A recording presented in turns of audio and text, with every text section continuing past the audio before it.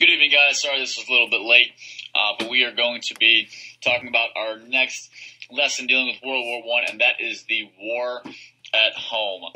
So our learning target for tonight, I can explain how the United States changed as a result of World War I. All right, so we got a lot of info to get through. I'm going to do my best to get through it as quickly as possible for you guys. So when we look, and you do not have to write this down, okay, because we're going to go over all of these later. But there are three ways that life at home is dramatically altered. And those three things are the Selective Service Act, the power that the president receives from the people and from the government, and citizens supporting the war. And all of these are going to lead to drastic changes that take place in the U.S. during World War I, even though there's actually no fighting going on the mainland. So, the Selective Service Act, what is it? All it is it's just a draft. Okay, so you guys hear it all the time, military draft, all that good stuff. That's what it is. The Selective Service Act is just a draft. And the Selective Service Act came into play in 1917, and the reason for that is because we don't have enough soldiers.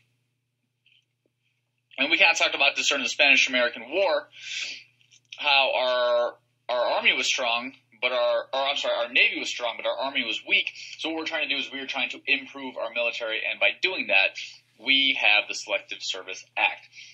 Now, up to 3 million males, and it's only males, are forced to serve in World War I because of the draft. Now, most of those males are between the ages of 21 and 23. And a lot of them do not have a strong background in education, and also a lot of them are predominantly immigrants. Now, we also have a group that is known as conscientious objectors, and a conscientious objector is a person who refuses to fight in war based on moral grounds. So they just don't believe in fighting. And so the way that the government tried to kind of work around this was they tried to put these people in positions of non-combat.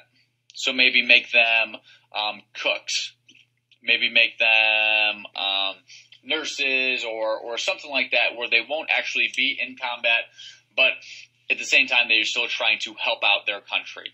And most people who were conscientious objectors did agree to these positions. However, there were some that did not agree.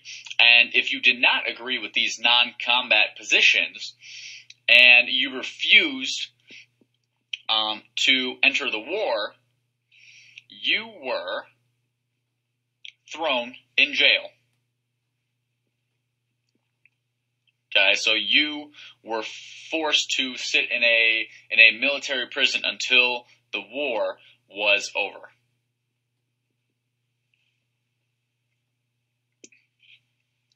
Now, the second thing that we're going to look at is power to the president. And this is a common theme throughout U.S. history, so this is pretty darn important.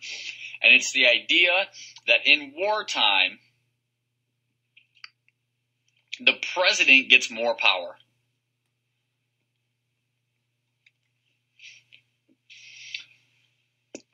Now we're going to take a look a little bit more at some examples, but the overall theme that we want to stress is that civil liberties are taken away during wartime.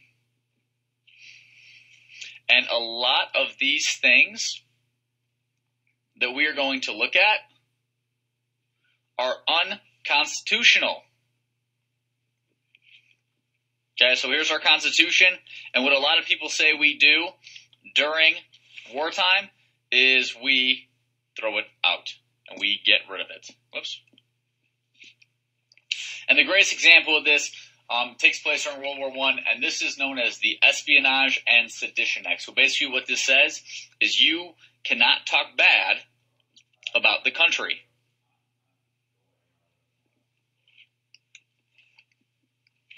So you cannot criticize the president or the president's decision to go to war.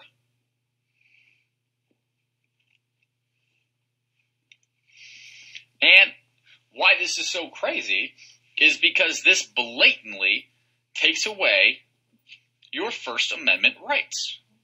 They are gone. So again, make one of these. Your freedom of speech is gone. You don't have freedom of speech. You cannot speak out against the government. Okay, this is absolute tyranny. This is a huge reason why we got rid of ourselves of Britain in the first place, was because we cannot speak bad about the government. This is exactly what's happening here because of the Espionage and Sedition Acts. Also during this time period, there are a lot of anti-immigrant views, especially Germans.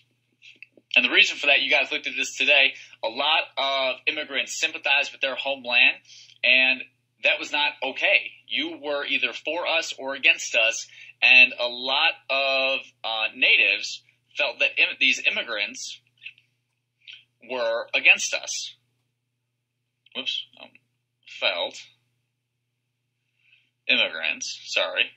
Were against us.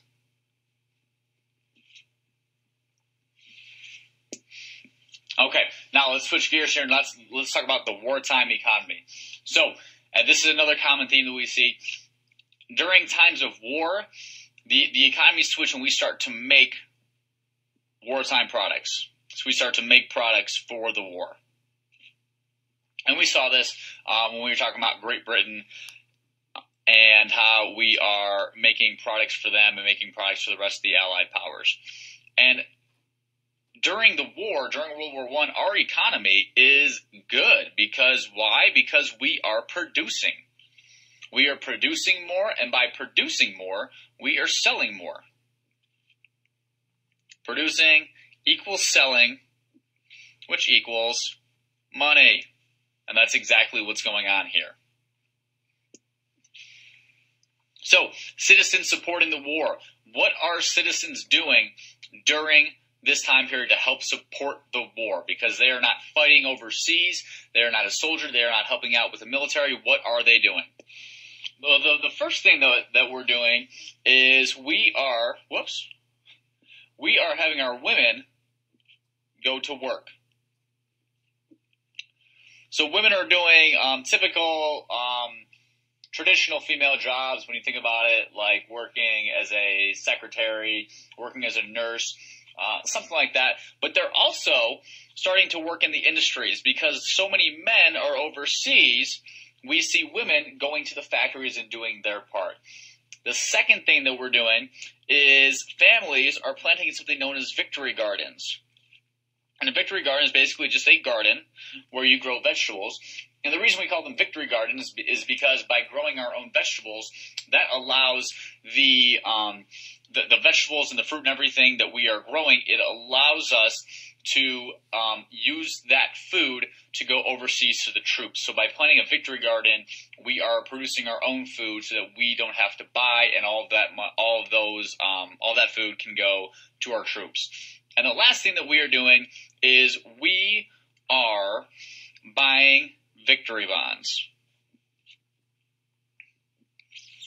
And basically a victory bond is when, think about a victory bond kind of as an IOU, where we're going to pay money for a bond now that the government can use for the war, and then we're going to get that money back. So it's kind of like an IOU. And what you guys can see here is that there were a lot of different ways, a lot of propaganda was used. So you can see propaganda for scaring us, propaganda for fear.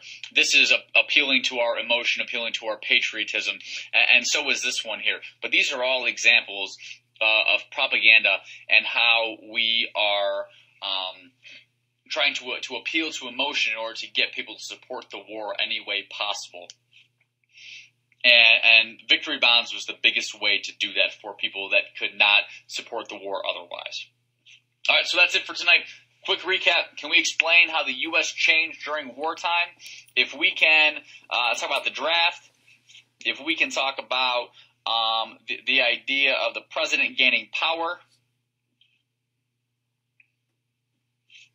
And if we can talk about how people back home helped with the economy and things like that, then we are good to go. So I will see you guys on Thursday, and I hope you have a fantastic rest of your night.